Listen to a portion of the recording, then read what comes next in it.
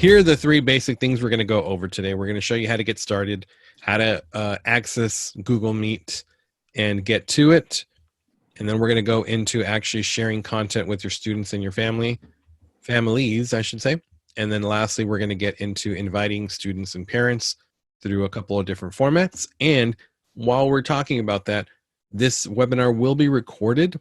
That way you guys can actually view it after the fact, play, pause, repeat, do all that good stuff. That way you can get a sense and really start using it on your own with your students and families. So everyone ready to begin? Any questions before we begin? Nope. Awesome. All right. Cool. So if you do have questions, if you guys want to put them down in the comment, I'm sorry, I keep calling it comment, in the chat section, as Maria and I kind of switch off, we will be constantly looking at the chat, one of us, and we will ask that particular question or answer it in the chat, and then we can also answer that stuff during the open Q&A at the end. So, Maria, are you starting sharing off? Yeah. You are doing the getting started deal. I am doing the getting started. Okay, I'm going to pull up, I have an additional device over here. It's supposed to be a hot one today, isn't it? Ugh. It is. Actually, tomorrow I think is even worse. Even hotter? Well, it doesn't matter because we can't leave our houses anyway, so. All right. Okay, so I'm going to go ahead and do a screen share right now. Maria, can you, actually, I'm going to override yours. There you go, I kicked it off. There we go. And can everybody see my window here? Yes. Yes. Thank you so much. There's all these overlays that you guys can't see, but I've got so many overlays on my computer with Zoom right now. And it's funny, some of you might be asking, why are we using Zoom to do a Google Meet? Well, you can't really show Google Meet if you're in a Google Meet. So we wanted to show Google Meet in Zoom, if that makes any sense. So it will now. So how to access Google Meet. It's been turned on by our administrators in our department. And basically everyone has access to it. Google has opened it up so that we can do up to 250 participants at one time. Best practice speaking though, you would never want to have 250 people in the room at one time. I'm opening up a new tab in Chrome, and I'm going to type in meet.google.com. Another way to get to Google Meet is if you click in your little waffle here, you might have to scroll down, but there is an icon, Google Meet. I could have swore I saw somebody put some in the chat. Maria, yep, I'm looking. Your address? Is that 250 on video or video and chat? Thank you, Macy. Both. Okay, so there it is, meet.google.com. Okay, so I'm now in Google Meet. If you were to pull this up on your computer right now, your screen might look a little bit different because it actually throws a different background based on what you have on your computer, based on the time of day. So this background changes all the time. It's a very, very simple layout. There's not much to it. As a matter of fact, I am going to turn off my video so I can show video through Google Meet. So join or start a meeting. That's it. I'm going to start a meeting. And I'm going to call this Google Meet Test. I'm going to click continue. It's now building that virtual room. It doesn't automatically throw me into that room. Instead, it kind of takes me like to a lobby where I can check my audio settings. Oops, there we go. Oh, wrong one. Here, I've got all these overlays, I'm telling you. I can check my audio settings and all that stuff by going here to the settings. I'm going to use that one. That way it doesn't get confused. And for my speakers, you know, all that stuff. So I could check all that stuff, make sure all is good. And when I know I'm ready to join the room, then I can join the room by clicking join now. And I'm not sure if you heard that, but there's a little audio ding, if you want to call it that. that happens when you enter the room. I'm in that particular one alone. I can add specific people. I can copy the joining information here and paste it somewhere like in Google Classroom. Sorry, I feel a sneeze coming on. It went away. And Gabriel, one thing that is awesome for that I think Google Meet has that Zoom does not have is all of the audio bells and whistles. So like if you start recording your webinar or your meeting in the middle of your recording, it gives you that sound like a little chime, and it lets everybody know that's attending your meeting. That's something. So if you kind of scroll out, which I did yesterday every now and then with children running around, it gives you that little ding recording, and you can see that it's starting to record, and it just gives you that that notification. And it also lets you know when people are joining too, which is nice. Yeah, that is correct. So if I wanted to copy that joining information, that way I can have participants, because remember that the focus for Google Meet right now is not so much meeting with staff members, team members, teachers, admin. You can definitely do that. However, Zoom is kind of more suitable for that. And I think everyone at this point, I think everyone's pretty familiar with Zoom. However, Google Meet is more to meet with students and or parents, because you're going to have some questions about content. You're going to your kids are going to want to see you. I mean, this is a definitely a stressful time for students. I can't imagine being 12, 13 and being told by parents and watching on the news and hearing all this stuff that we're on lockdown, this and that is happening. Your normal routine has been denormalized. So this can be a very stressful time for students. And the more the students see and hear you, it just puts them more at ease. So I can copy that. Question. Yeah. Sorry. From Dina, do all parents have to have a Google account in order to join the meeting? No, they don't. Great question, but no, they don't. Okay. I can also add people manually. So Dave, if you don't mind, I know that your camera is not on in Zoom, but I'm going to just invite you. And because it's Google and because it's integrated within our domain, it's actually going to pull up results for everyone in our district. It does not take this long. The fact that I'm doing a Zoom and a Google Meet at the same time, excuse me, is what's making it lag like this. Now, if I wanted to, I can add Dave. I can continue typing names and get my whole list of everyone who needs pre-AP algebra tutoring all in one and send the invite if I wanted to, which I'm not going to do right now. But that is how you access Google Meet, how you get into the settings and change your camera settings, audio settings, and all that stuff. Check it before you actually enter the room. And that is how you can invite people to Google Meet. Any questions before we switch to Maria, who's going to show you how to share content and all that stuff? Nope. Cool. All right. I am going to actually leave this one and stop sharing my content. And Maria is going to take control right now. So whenever you're ready, Maria. Okay. I am getting my screen ready. Hang tight. Okay.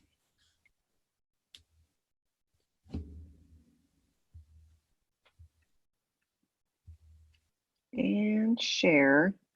Okay, sorry, I'm talking out loud. Okay, so you should see let me scoot this over, my screen here to join a meeting. Notice how mine looks a little bit different than Gabriel's. So it keeps changing in the background, giving you all sorts of fun little backgrounds. I'm going to join a meeting. I'm just going to call it test run. And then continue. Camera starting, oh, it's working. Okay. Join now. Did you all hear that little sound effect? I don't know if you could. Sorry, I got really excited. No? Oh, bummer. You get that little cute bing, and it tells anyone who's attending. All right, here we go. So now what we're going to cover is sharing content and how you would, if you are using Seesaw or you have a PDF or anything within your YAG or your lessons, from here, you are going to present now. You're going to click on this little guy right here, present now. You can do window or entire screen. I will say entire screen. Then you choose what it is that you want to present, just like Zoom. Oh, it's giving me a hiccup if I try this. Here we go. And everything that we're presenting now pops up here. So if you do Skype calls and you're sharing your screen, or if you've done Zoom calls where you're sharing your screen, same thing.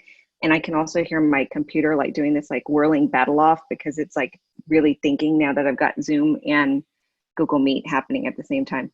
The next thing is captions. So that's a neat feature that we tried. And Gabriel even spoke in Spanish. And everything that starts to happen within your presentation starts to transcribe down at the bottom. It takes a little bit, but you can see it there happening at the bottom of the screen. And Gabriel, did that, correct me if I'm wrong, it did record the transcribing once the recording was done, correct? Correct. Maria will show you how to record your actual Zoom meeting. But yes, when you finish recording it, it does have a written transcript of the transcription as well as the chat. Right. And then if at any time, say at the beginning, you're kind of hesitant to start the recording because you're just waiting for kiddos to join or parents to join, you don't have to start at the very beginning. I'm going to turn off captions because I see it really thinking at the bottom. When you are ready to record, all you have to do is click on the 3 dots on the bottom right-hand corner, and then you see your options to record meeting. I'm hoping you get to hear the little ding because it's really cute. Ask for consent. That does not happen in Zoom, I don't believe. Once you're ready, you click accept, and then participants will see that their screen is being recorded. Did you hear it? Bummer. Okay, well anyways, when you do it, you're gonna hear a cute ding. And the people that are, yesterday when Gabriel and I had our test run, he clicked record and I was able to hear it. So again, it just gives them that little alert that better be prepared and start listening. And it stays there until you're done recording. When you are done with your recording, you don't want all of that hard work in your mini lesson and whatever you did to go in vain. So you click stop recording and then stop recording here. It starts generating the video, transcribing the closed captioning, and then at the very end, it sends about maybe 15, 20 minutes later, it might even be sooner, you do receive an email notification saying your recording is ready and that can be located within your Google Drive that is saved under a folder called Meet Recordings. And that it's truly as simple as that, where you are starting your meeting, turn on your captions if you want that feature on, and then when you're ready to start recording, 3 buttons, bottom right-hand corner, click record, stop record, and you're good to go, and it's all saved within your drive. Any Maria, questions about that? can you navigate to your drive and show them that Google or that Meet Recordings folder? Yes, I can. Let me move my little Zoom deal. Okay. So here, let me refresh because it wasn't there earlier.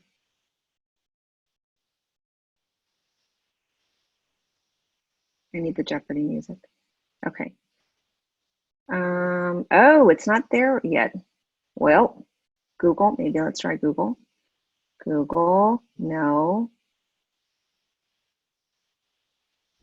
Well, You know I what? sound like a big old liar. It's interesting. I got an email a little bit earlier. So if you don't mind, can you unshare your screen and I'll share mine? I sure can. Okay, stop share. Okay, pass. Screen share. So let me navigate to my, oh gosh, as soon as I like share the screen, all these overlays just freak me out. So I'm going to navigate to my drive. Like thus. I like that word. I don't use it very often. And my Google Drive folders, here we go. There's a Meet Recordings button here, or not button, folder. And when I navigate to it, there's my Google, there's our Google Meet. I don't know why it threw yours and mine. I'm not sure if we were still in the same meeting or what have you. And then here's the transcript. It does a transcript of what we were doing. And all we said was testing, testing, testing. But it has that video file, which then I can put into Google Classroom. I could put in Seesaw and any one of those learning management systems. And that's how, or that's where your recordings go. Now, any questions regarding what Maria showed? Remember, we haven't got to, this is great. How do I invite parents and students for tutoring sessions? We haven't got to that yet. We're going to get to that next. That's the piece of the puzzle that brings it all together. But are there any questions on the how-tos? Nope. Dave, you're pretty quiet, man. This is kind of scary. There's no wreaking havoc going on. I know. Unfortunately, answering IMs and doing lots of other things. I'm multitasking, so I was a little behind, but I think I'm caught up now. Got it. Okay. All right. So now let's wait. You're still going, right, Maria? No, it's me. Yeah, it's me. you. Whoops. All right, cool. All right, so I'm going to screen share one more time, and I'm going to have you guys take a look at how to actually do stuff. All right, so there we go. These overlays just freak me out. All right, so I have a Google Classroom in here. I can put something along the lines of, please join me for a tutoring session tomorrow at 1:00 p.m. This is only if you have questions about the assignment. Okay. And I'll put in here, link will be up tomorrow. So I can do something like this, where I can put a notification out there in my Google Stream, my Google Classroom, in my stream, and just give them a real quick heads up, like, hey, I've got a session that I'm going to be doing tomorrow. I'll put the link tomorrow at about 12:45-ish. Just know that I'm going to be doing some open tutoring. That's one way of doing it. The other couple ways of doing this are navigating to my calendar. So if I go to my Google Calendar, there it is. I'm going to show you how you could do a couple different things. So let's say that on the 27th, I'm going to do a tutoring session. I can double click in my calendar and say, open algebra tutoring. Okay. I'm going to set my parameters to 1 to 2, maybe 1 p.m. to 2 p.m. Okay. And where it says add conferencing, if I click add conferencing, I get this Hangouts Meet option. And that's where it's really a game changer. I can now save this. And there's my open algebra tutoring. I can copy the link. Oops, wrong one. I meant to go back to Google Classroom. There we go. And I could now in my announcement put, use the link below to join.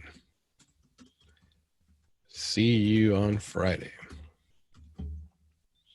That shouldn't say tomorrow. That's going to bother me. Friday. I can now add a link. Whoops. I didn't do link, did I? There we go.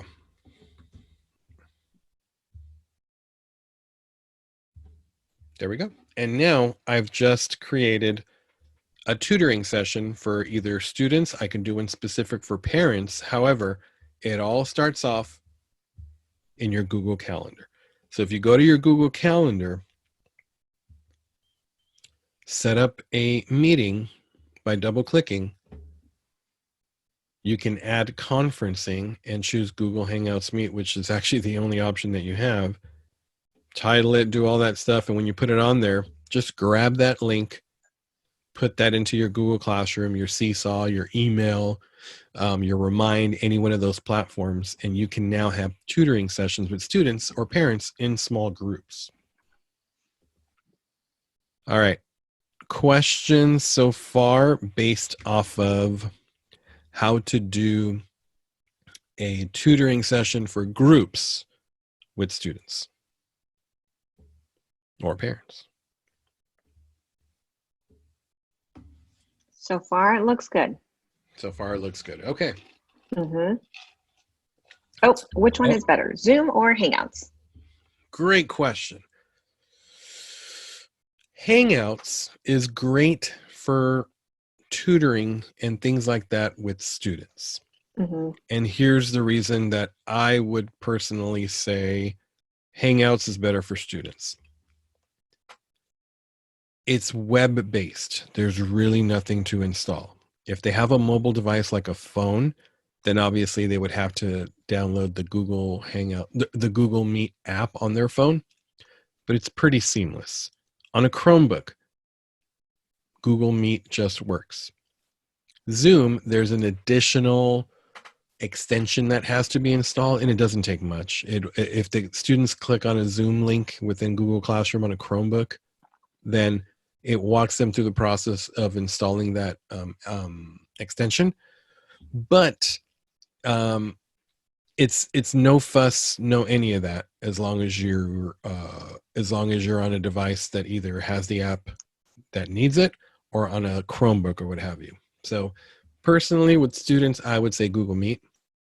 With staff members and that for team meetings, Zoom's the way to go. Got another question. Do we need to record all of our tutoring sessions or conferences with students and parents? Can you show us which app it is? When I looked yesterday, there were several Google apps, and I just want to make sure that my students have the correct one downloaded. So you get that going. Another thing that I think is a great feature for Google Hangouts in comparison to Zoom is a lot of times you see people create the join code for Zoom, and then they'll either create it as a reoccurring event and share that link with students. But again, as Gabriel was mentioning, if you have tutoring sessions that might vary, those slots that you're creating for your Google Calendar, just leave it a little bit more open-ended for students to join on kind of their terms, and then it becomes this closed off meeting versus an open one, if I'm saying that. Yeah. So that I do think that is a really great feature versus Zoom, where you're either having to create reoccurring events and then share that one link. I think that definitely kind of pushes Hangouts to an advantage. Yeah. And then what was the second part of that question about the app? Can you show us which app it is? When I looked yesterday, there were several Google apps. Just want to make sure students are receiving the correct one. It's just called Google Meet. And if I go to our distance learning page, you guys are still seeing my screen, right? Mm-hmm. Okay. So I'm in my Launchpad. I'm going to go to the NEISD distance learning website. My allergies are really acting up today. I don't know if that's the same for everyone. But there's a tab or page over here called Virtual Meetings. Okay. And there's Google Meet, and there are tutorial videos. You froze. I don't know if you can hear me. Yes, we may I can. have lost. Can you?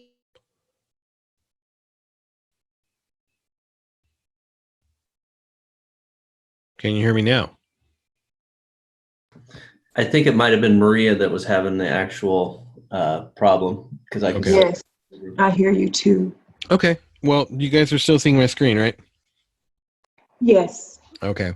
Well, there we go. under the virtual meetings, there she's back. Sorry. We have Google Meet here, and we have a cheat sheet PDF with a bunch of resources. And I believe this also has the app.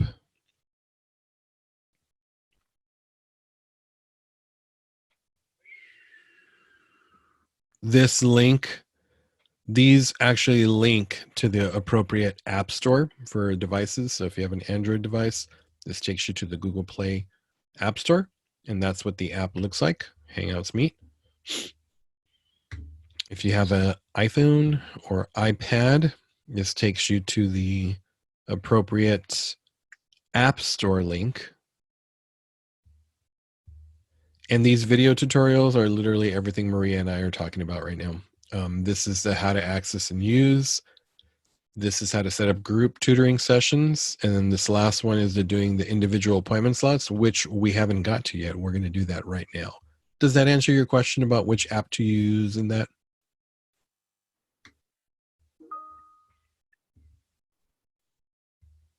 Yes, no, maybe, thumbs up, raise hand, I something. see.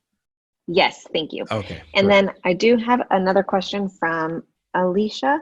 I Mhm. participated in a Google Meet, and every time someone spoke, the screen switched to talker, got kind of crazy. Yes, it sometimes happens. Is there a way to prevent that or to control who is viewed on the screen? I believe if you double tap, you can change that feature. And we're not in a Google Meet, so we'd have to test that after the fact. But I believe if you double tap or if you go to the settings, there might be a way to lock the view, I think it is. So we'll play around with that in a bit. But we might be able to play around with that at the end, but let me show you the individual appointment slots, which is my absolute favorite thing about Google Meet and Google Calendar and their integrations amongst the two.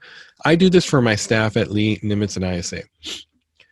So I'm in my Google Calendar, and I want to do some tutoring sessions with students from like open office hours, if you want to call it that, from the hours of 8 a.m. to 12 p.m.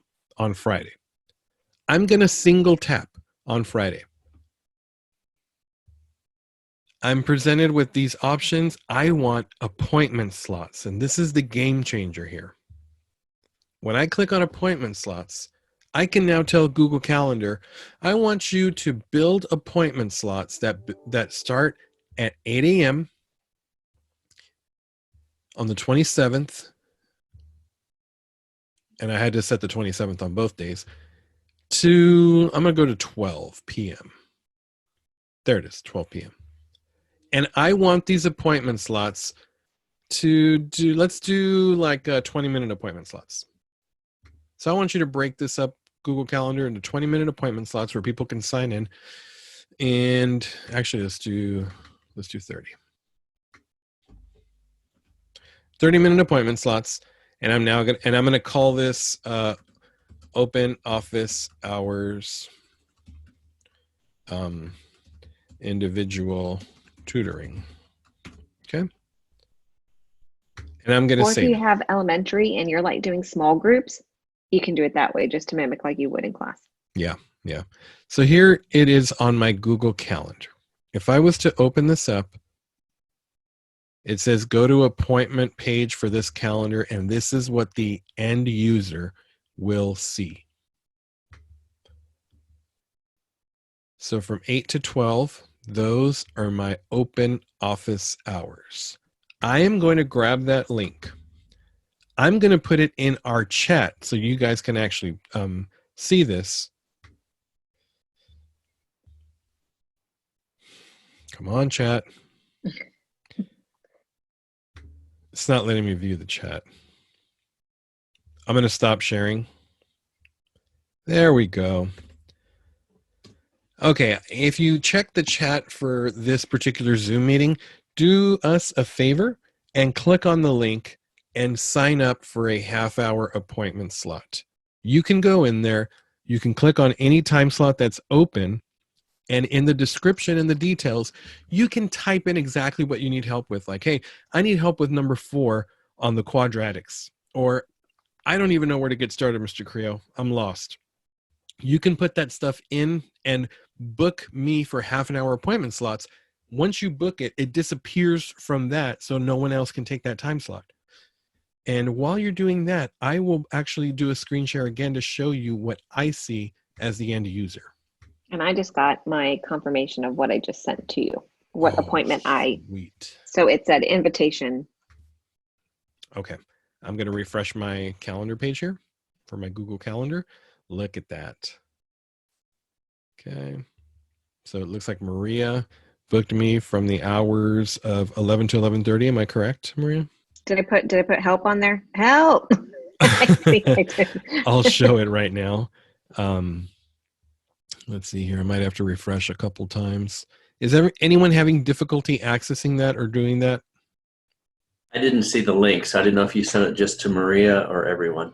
No, I sent it to everyone in the chat. You might have to scroll down, or what is that called? It's all the way down at the bottom. Yeah, you might have to scroll down under below the fold, as they call it. Okay, I'm only seeing 2 questions anyway, so it's probably something on my end. Are you seeing the chat for everyone? Yes. Oh, Alicia says the same thing. I only see 2 questions. Yep. That's what I I'm don't see it either. Oh, I know why. can't see a link. I know why. Can you see it now? No. Able to minimize.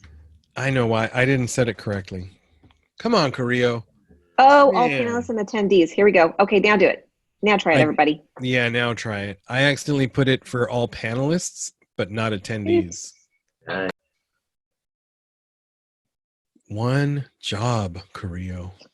Put the link in the right one. One job. So that's what it looks like to you guys, the end user, or your students or your parents. They could see those open appointment slots. They can grab one. They can sign up, put details in there. And then, there we go here. There we go. They're starting to book up. Man, my Friday is going to be packed. Crazy. I'm not going to have any Disney Plus time. Ladies and gentlemen, come on. All See the difference with that, right? Zoom is more like here's a link, everyone can join. Whereas this is more like you're going to be able to possibly work one-on-one with the student through Google Meet, and it's not going to be as crazy. Yes. So you can grab that link that I got for this individual appointments calendar and put this in your Google Classroom and say, gosh, these overlays drive me absolutely nuts. You could say, sign up here. I almost put sign up here for individual tutoring this Friday. And I'm going to add a link. So that's my individual appointment one. And my watch and my phone are blowing up right now. I'm getting all these notifications. Okay. So let's see here. Now I'm going to show you what it looks like when I actually go into one and accept one. So I'm going to go in here. Okay. So. Oh, I like that. You know why? It hovers. Yeah, when you hover, it actually, and you click, it actually shows you details. But I'm just going to go back to my regular calendar. So here's my regular calendar, and I'm going to go to the 27th. I'm going to go to day view. Whoops, there it is. Day, and I'm going to go to the 27th. So I see that Dave signed up at 10:30. Mary signed up at 8, and it automatically puts your names in there because we're in Google and we're signed in. Now, when I click on Mary's, look at this, join Hangouts Meet. It builds a private room where we could do our chat. When I go to Dave's, it builds a completely different room just for our individual tutoring session. So that's where that Google Calendar and Google Meet really integrate together. So you can do individual appointment slots, put that link into your Google Classroom, into your email, Seesaw, Remind, anything, and do some open office hours to really meet the needs of your particular individual students. Does this make sense? I'm checking out the chat while we're waiting on wait time. Okay. Yeah, we got to give away time. And once again, too, if one slot fills up and another student reaches out to you and they're asking the same question as another student in your class, just like we created the Google Meet earlier at the beginning of the webinar, you can always go in at that time and add other people to it, to an existing Meet. If you're, instead of having to go and add more slots, you can tell students or, group them a little bit more based on what they're reaching out to you for. Yeah. Mm-hmm. So if I was to start Mary's right now and Dave had the same question, I can I can send Dave a message, a private message or comment through like Google Classroom and say, hey, instead of joining at 10:30, join us at 8 because you and Mary both have the same question. And I will just literally start the Google Meet with Mary and invite Dave to that one within the Google Meet, and done. I now have that tutoring session with both of them, which I can record and make available later. Gabriel, can I ask a quick question? Yes, sir. No. In that scenario, if you combine me with Mary, and then if you delete my time slot, does that become available again? I will delete this event. And I'm not going to send it to you. Thank you. And I am going to go to my appointment page for this particular calendar. It's available. Oh, nice. Nice. Mm-hmm. It's Google Meet for the and win. the way that I kind of the best way to describe it would kind of be like I keep Sign Up Genius, where you sign up for the potato, the baked potato bar that you guys are having on Friday. If I sign up for cheese disappears. And if I say, you know what, I'm not going to sign up for cheese, I'm going to sign up for paper plates. When I delete myself from cheese, it automatically pops back up. So yes, Dave, that does, it does open up that time slot. Okay, so I will go through that process one more time. You go to your Google Calendar like you normally would. You single click and you choose appointment slots.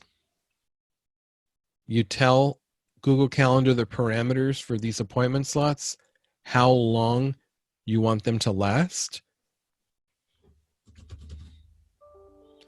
I'm going to do 10-minute appointment slots.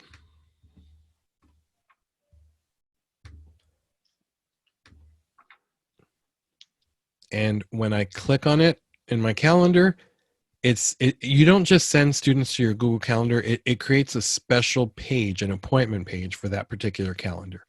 This is the one that you grab and share. All right. Man, we finished on time, early. I know. The one last thing that we have left is the recording is done. And then you have where can you send it? So all of your hard work in the webinar, if you have other kiddos that are reaching out to you after your recording is done, and instead of having to create it, you can always just send them the link showing them exactly what you maybe discussed with other students or parents previously on another recording. So I think that's the last step that we have. Okay. Is so, how do we get that link, and where will it go? Okay, so here is my Google Classroom. Everyone can see, correct? Okay, so I did this really cool tutoring session, and it's time for me to showcase just what we talked about during that tutoring session because I thought it was some great information. I can now share this with my class and say, here is a recording of what we discussed during our tutoring session earlier. I'm going to add a file from Google Drive, just like any file that you would normally add from Google Drive. I'm going to go to my drive, and I'm going to look for that Meet recordings. And I do have to put it in alphabetical order. I hate that it does that. I missed it. There it is. Meet recordings. And I'm going to put our tutoring. Done. And donezo. Mm-hmm. It's now there. You could do the exact same thing with Seesaw. You can add something from your Google Drive directly into your Seesaw. You can add this to an email thread, anything like that. If you want to take it to the next level and you've met all your COPA and FERPA needs, you can upload this video to YouTube. You can then grab the link from YouTube and put it anywhere else you'd like. If you're a little bit more hesitant to do that and just kind of restrict it to people who you want to have access to this video, do exactly what we did. Keep it in your Google Drive, You can always share the link to your Google Drive as well. Let's say I just wanted to add one person to it. I can literally right click like any Google Doc and share it with a person, grab the shareable link and put it somewhere. So it's treated like anything else in your Google Drive because it's nothing more than a file in your Google Drive. Did that answer your question? That's it. I think I'm checking the chat one more time. Don't All right. see anything yet, but that doesn't mean we'll hang out for another couple of minutes in case anyone's typing something. Cool. And at this point, I think it's safe to say, go ahead and unmute yourself and just ask away. That is true. You are welcome, Dave. Dave says thanks. Sweet. So my question, did you record this? I think Yes, I did.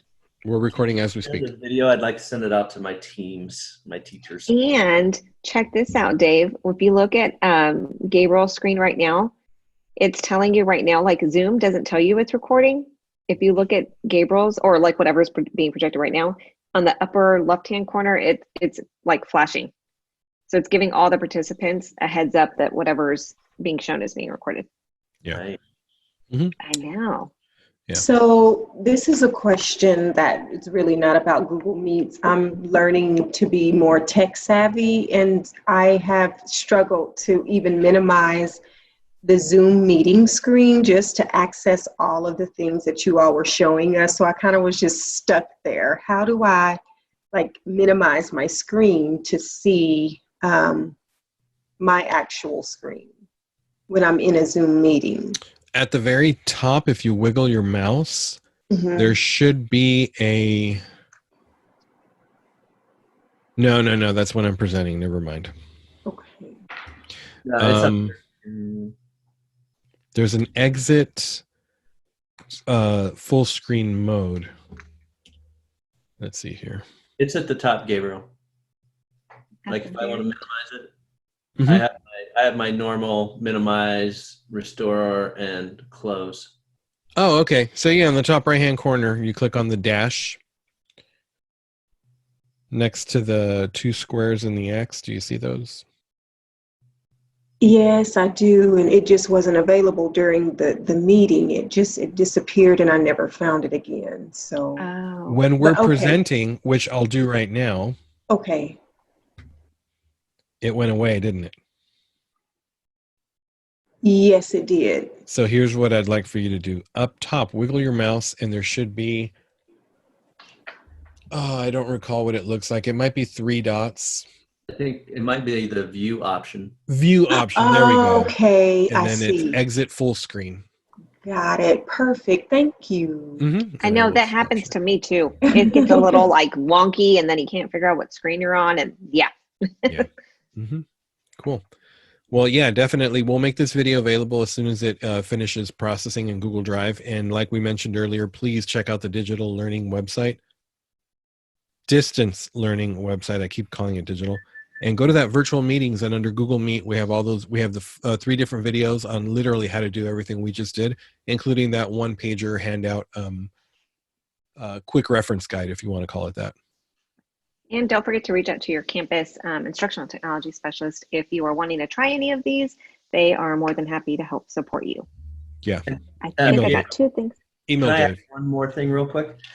One thing that I like to do now, my situation's a little bit different. I have a second monitor, but if I didn't have a second monitor, I like to sometimes have my phone open and have the Zoom or whatever on my phone so that I can be doing it on my computer. So it's like I have 2 different monitors. So that may help you out as well. Oh. That's a really good one there, Dave. Macy asked a question really quick before we finish. Is there a way that you can end the meeting and kick out all participants once it is over? When you end a meeting, it does kick everyone out. And one thing we did forget to mention is Zoom is turned on right now for all students. Not sure if you want to promote this. It's completely up to you. But students now have the ability to Zoom each other for collaboration, help, things like that. So if I was a student and Dave was a student at Madison High School, we can literally Zoom and call each other and help each other out. And the Same with kids, Google Meet. even if they don't use Zoom, because when my son was a senior 6 years ago in high school, they figured out and they created their own little study group. So they'll find Oh, the tool nice. they want, even if Zoom isn't available. Yeah, they will. On the Snapchat. chat, in Google Meets, will it kick out all participants? Because when I tested it last week, it did not. So who initiated the call? And go ahead and Oh, unmute and feel yourself. free, feel free to unmute yourself. Sorry. I'm just reading from the chat if you want to clarify on that.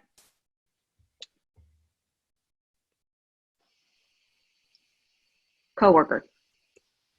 So I believe it's the coworker who has to end. Whoever initiates it, when they end it, it ends for everyone, I believe.